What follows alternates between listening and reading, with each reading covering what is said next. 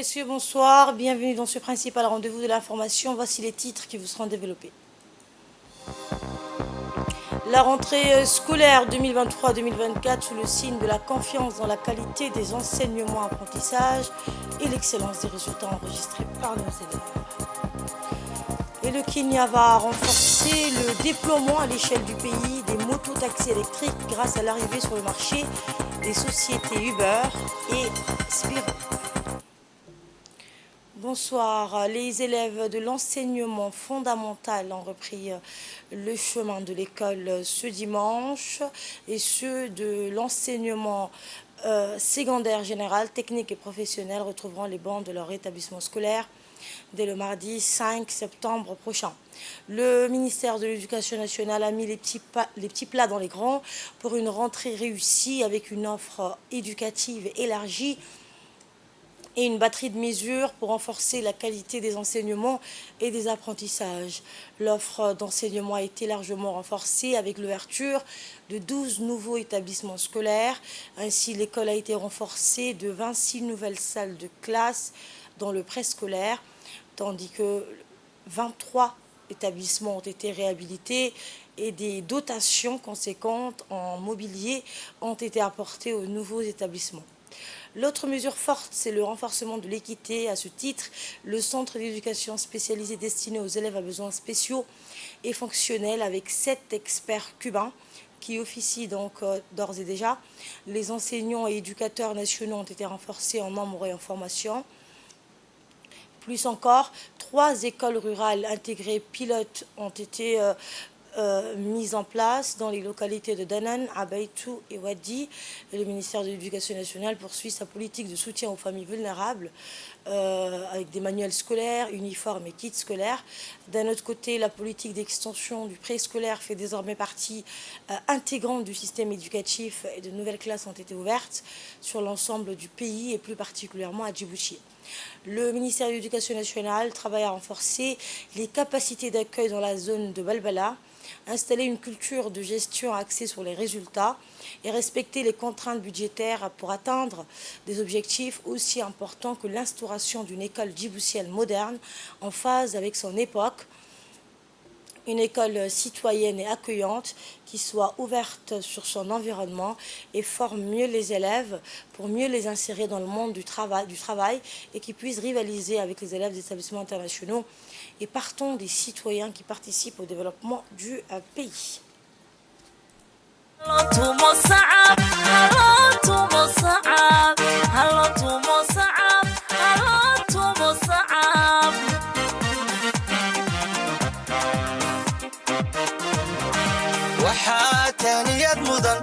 سما وإسماعيل انتي تابقليسيو وزارة تنيا عريب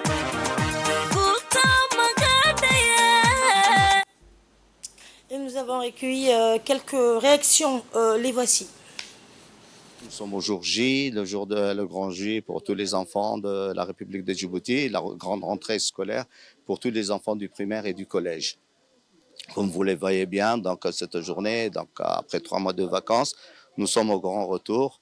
Et sur le passage, je quand même me félicite et remercie beaucoup aussi tous les directeurs qui n'ont pas ménagé leur effort depuis 2 semaines déjà, étant en train de préparer les écoles. Donc tout ce qui est ménage, les tables à ranger, les salles de classe et tous les travaux qui ont été faits. Un grand effort à ces dames et messieurs, donc quand même qui n'ont pas ménagé leur effort. Et un grand merci aussi à tous les enseignants aussi, parce qu'eux aussi, ils ont anticipé pour la rentrée.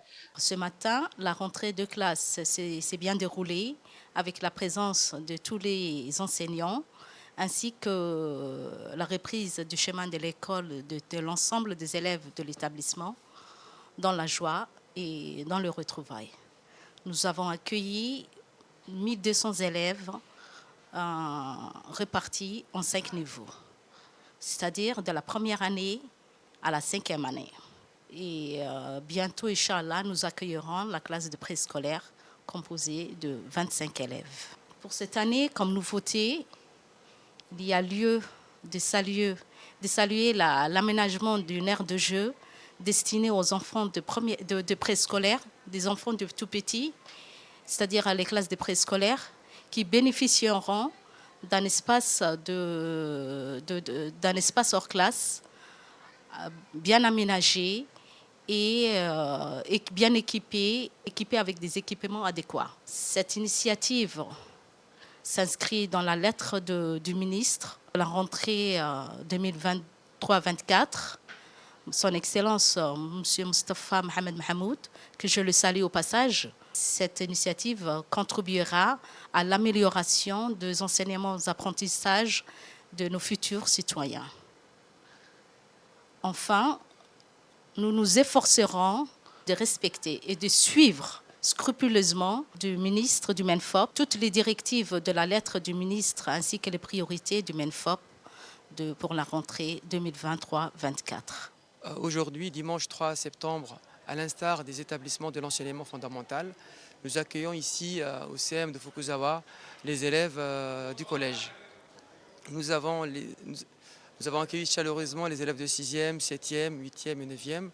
Nous souhaitons une très bonne rentrée pour ces élèves. Les dispositifs mis en place par les chefs d'établissement, par l'équipe administrative qui a été installée répond très bien aux besoins des élèves. Nous avons ici au CM de Fukuzawa 13 classes de 6e, 11 classes de 7e, 13 classes de 8e et enfin 17 classes de 9e. Nous souhaitons une très bonne rentrée scolaire à l'équipe pédagogique, aux enseignants, aux élèves, au ministère, à toute personne de loin ou de près, les parents d'élèves, la société civile, pour démarrer une bonne rentrée scolaire. En cette journée marquante pour la communauté éducative, les élèves de l'enseignement fondamental ont fait leur entrée, signant ainsi le début d'une nouvelle année scolaire. Cette journée a revêtu une importance particulière car elle a également marqué le retour à l'école pour les élèves de l'enseignement secondaire, englobant à la fois l'enseignement secondaire général, technique et professionnel pour superviser ce moment crucial de la vie éducative du pays. Une délégation du ministère de l'Éducation nationale a été dépêchée sur le terrain. À sa tête se trouvait donc le secrétaire général, Mohamed Abdallah Mahyoub, accompagné du préfet de la ville, Abdi Siki Riyad, du président de la commune de Belaz et celui de la commune de Balbala, qui a dirigé cette mission. La délégation a entamé sa tournée par une visite à l'école de Balbala 7. Ensuite, la délégation s'est dirigée vers le collège de Fukuzawa où elle a eu l'occasion de constater les préparatifs mis en place pour accueillir les élèves du secondaire. La journée s'est poursuivie avec une visite à l'école du stade, offrant ainsi une perspective plus large de la rentrée scolaire dans différentes institutions éducatives de la région. Enfin, pour clôturer ce périple éducatif, la délégation s'est rendue à l'école de la République où elle a été chaleureusement accueillie par les responsables de l'établissement. À chaque étape de cette tournée, les membres du ministère de l'Éducation nationale ont pu échanger avec les chefs d'établissement et les enseignants. Ces discussions ont porté sur divers aspects de la rentrée, tels que l'organisation des classes, les mesures de sécurité sanitaire, les besoins en matériel pédagogique et les défis qui attendent l'éducation nationale pour l'année scolaire 2023-2024. Cette démarche démontre l'engagement du ministère de l'Éducation nationale à superviser de près le déroulement de la rentrée scolaire et à collaborer étroitement avec les établissements éducatifs pour garantir une année académique réussie pour les élèves et les enseignants. Focus sur cette rentrée scolaire, le conseiller technique du ministre de l'Éducation nationale a été notre invité cet après-midi. Il est revenu sur les mesures prises cette année par le ministère de l'Éducation nationale. A eu lieu sur toute l'étendue du territoire de la République de Djibouti la rentrée scolaire 2023-2024 pour l'enseignement fondamental. Alors, quelques 122 285 élèves ont repris le chemin de l'école, dont 74 064 élèves pour l'école primaire et 48 221 élèves pour le moyen. Alors, ces nombres importants d'élèves ont été accueillis par 5 082 enseignants répartis sur toute l'étendue du territoire. Alors, comme vous le savez, une année scolaire se prépare. Avant cette nouvelle année scolaire, un certain nombre d'actions ont été posées par le ministère. Entre autres, je peux citer, cette année encore, le ministère poursuit sa politique d'élargissement de l'offre éducative. Dans ce sens, 12 établissements nouveaux ont ouvert leurs portes cette année. 3 dans la région d'Arta, notamment dans les localités les plus reculées. 3 dans la région de Tadjora, 3 dans la région de Dikil, 2 dans la région d'Ali Sabié et une école dans la région d'Obok. Les localités dans lesquelles ces écoles ont été construites sont entre autres pour la région d'Arta, Cheikh Farah, Kurtimale et Hilbale. Pour la région d'Ali Sabié, c'est Galilée à la frontière et Gedid.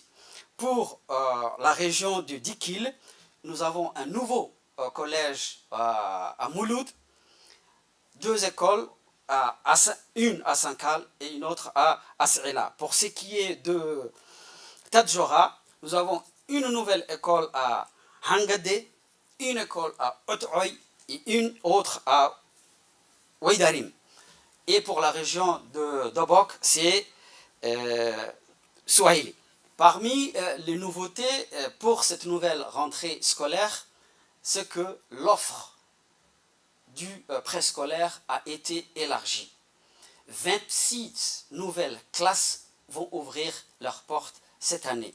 Et ces classes vont accueillir 1000 élèves de plus par rapport à l'année dernière. L'année dernière, l'effectif du préscolaire était de 7580. Alors cette année, il sera à 8000.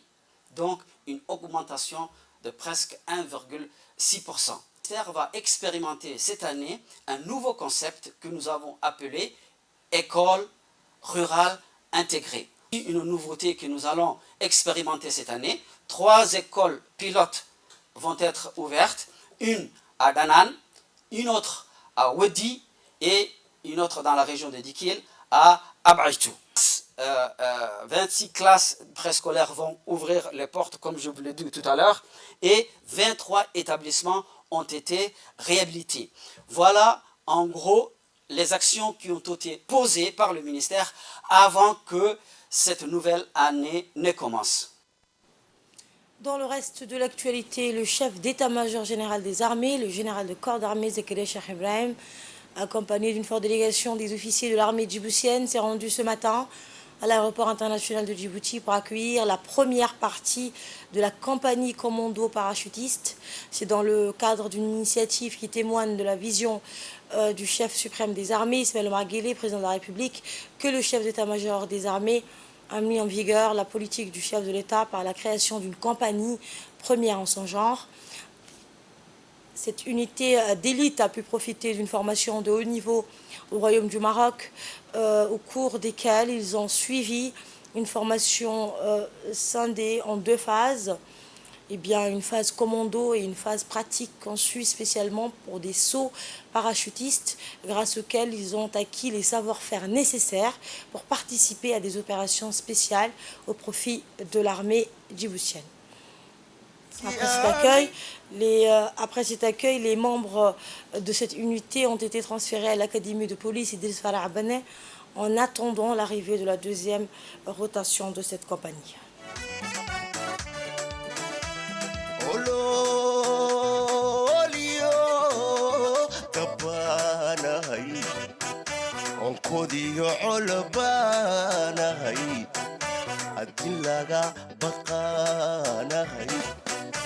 سفلابا أفلانا هاي قسي آمنا هاي به ذلكانا هاي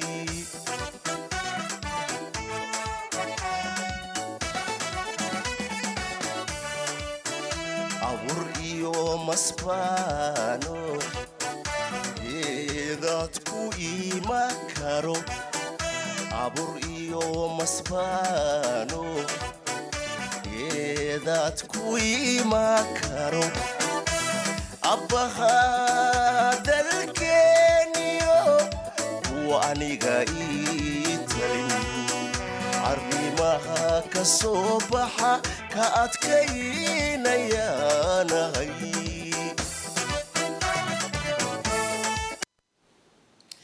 Retour de vacances, retour à la routine. Le retour des vacances, c'est le passage structuré des instances de plaisir de notre vie quotidienne, la continuité d'un souvenir temporel entre le passé et le présent de la vie familiale.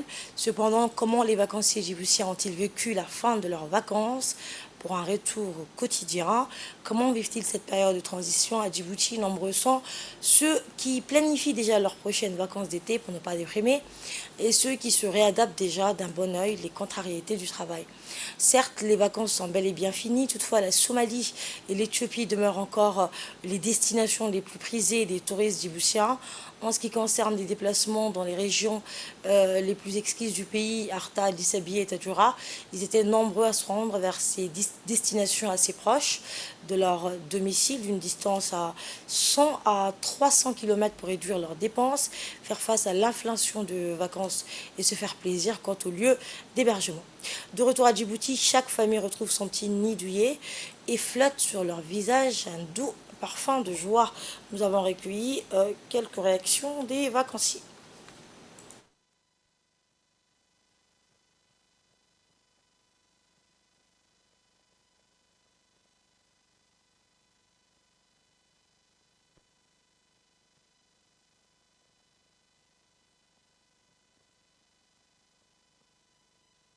On était en vacances pendant presque 3 mois. Ça s'est bien passé à l'Éthiopie. Et les trains étaient confortables et plus sécurisables par rapport aux voitures. Mon séjour en Éthiopie, ça s'est bien passé. On s'est capté beaucoup de Djiboutiens là-bas, on discutait, parfois on organisait des rencontres entre Djiboutiens. Ça s'est bien passé, le pays était accueillant et le peuple était gentil. Malgré qu'on a aimé le pays là-bas, mais dès qu'on est arrivé à Djibouti, on était heureux, on avait une autre sensation qui était bonne de revenir chez soi. Le secrétariat d'État chargé des sports clôture les activités sportives de l'été avec une soirée musicale à Addis Abeba hier soir.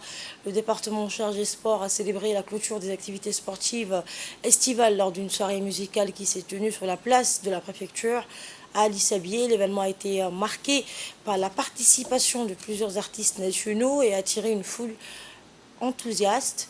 Parmi les invités présents, on compte le secrétaire d'État chargé des sports, Hassan Mohamed Kamel, le préfet de la région, la secrétaire générale du département chargé des sports, le président du conseil régional d'Addis Abeba, le directeur général de l'ANPS, l'inspecteur général du sport, le directeur des régions, ainsi que de nombreuses autres personnalités du département et de la région. Après les performances musicales, les officiels ont pris la parole.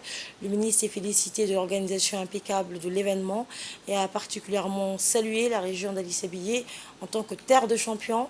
Il a mis en avant les performances exceptionnelles des athlètes de la région lors des championnats internationaux qui ont honoré le pays.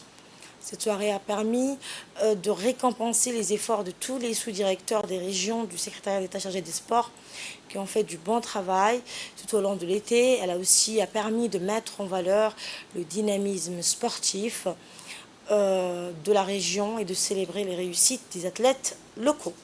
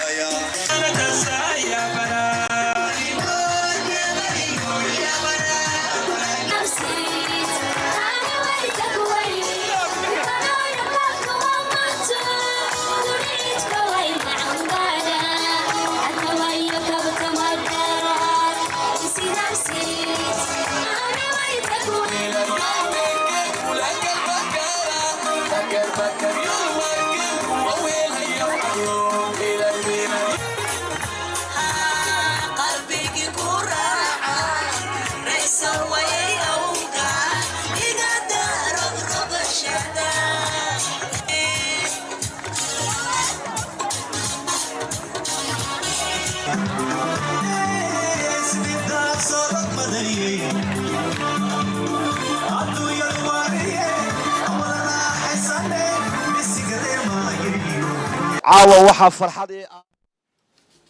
Nous restons à l'ICBIE toujours où a eu lieu hier la 4e assemblée générale ordinaire du Conseil régional de l'ICBIE.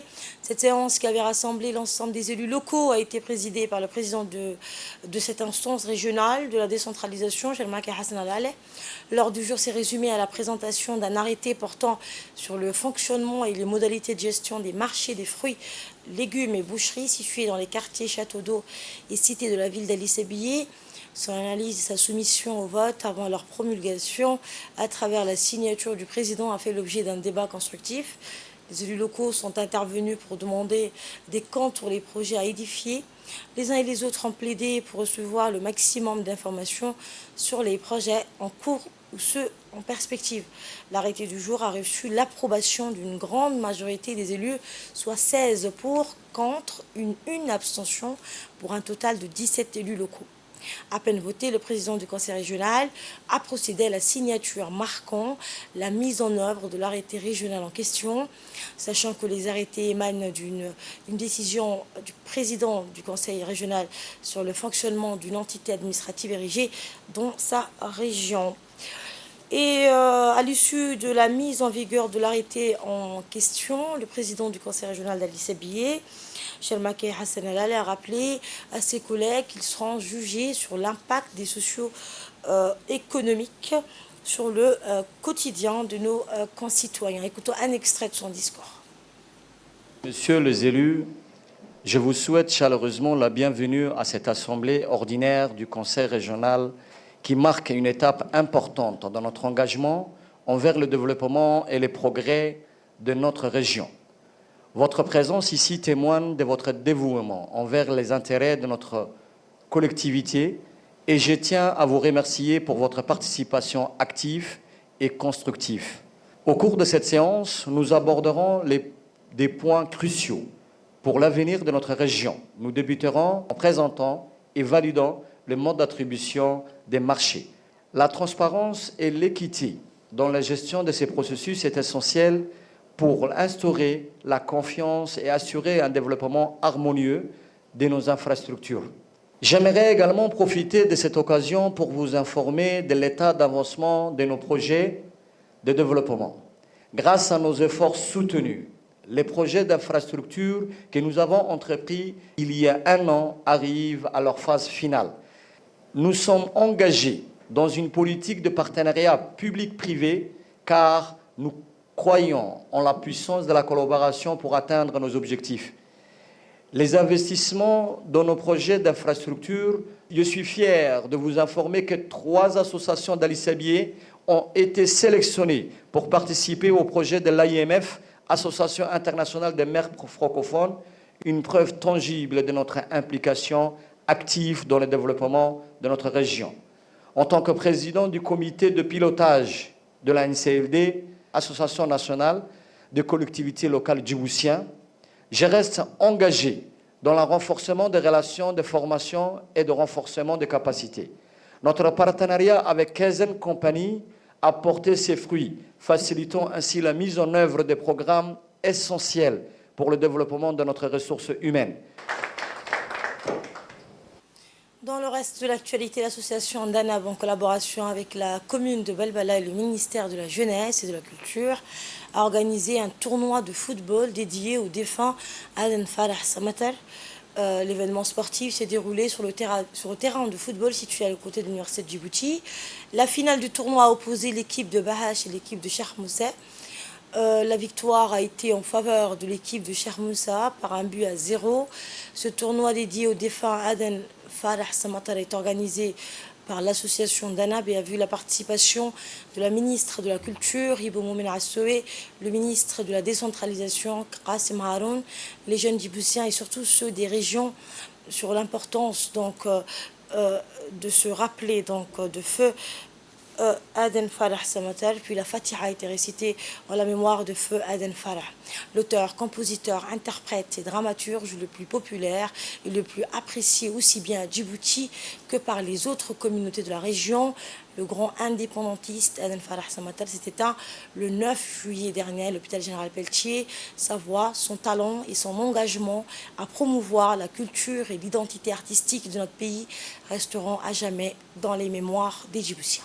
L'objectif de ce tournoi est intitulé Aden Farah Samatar, feu Aden Farah Samatar. Donc c'est un tournoi très important pour nous.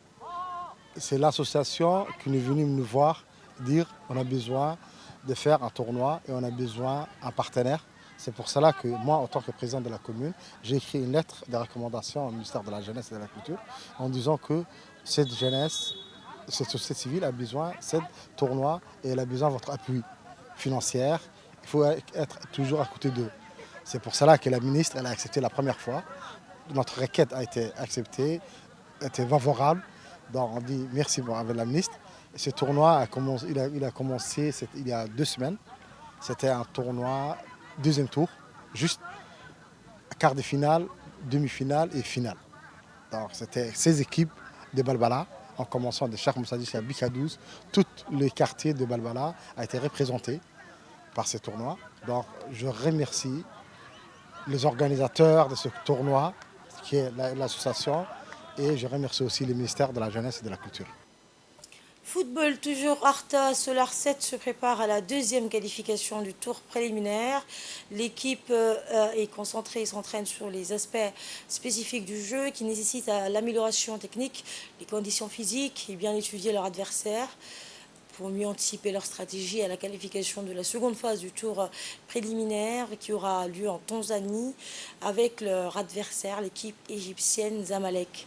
Écoutons le coach principal pour plus de précisions.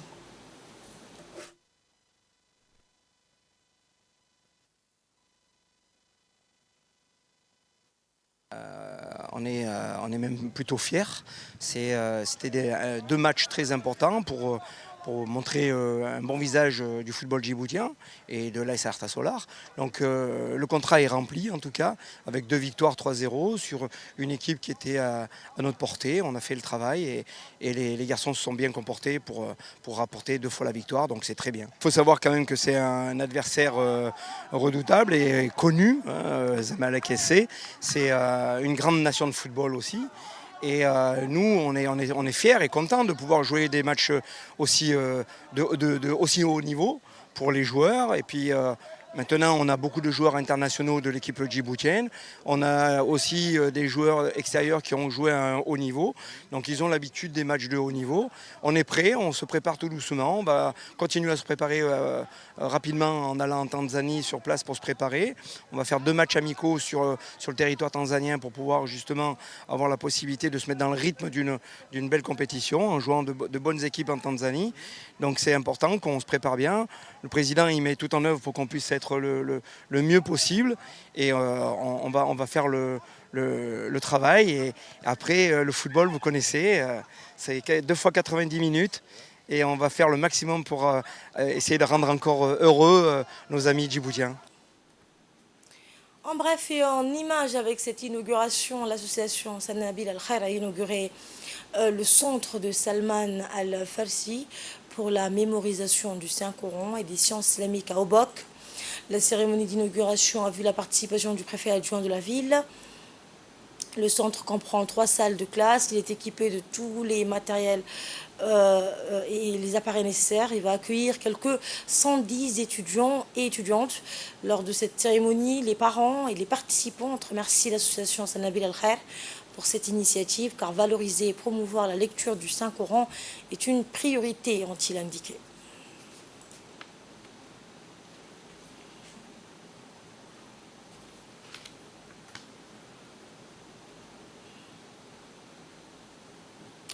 Le Kenya va renforcer le déploiement à l'échelle du pays des mototaxis électriques grâce à l'arrivée sur le marché des sociétés Uber et Spiro, une stratégie qui s'inscrit dans le cadre de sa politique de réduction des émissions de carbone.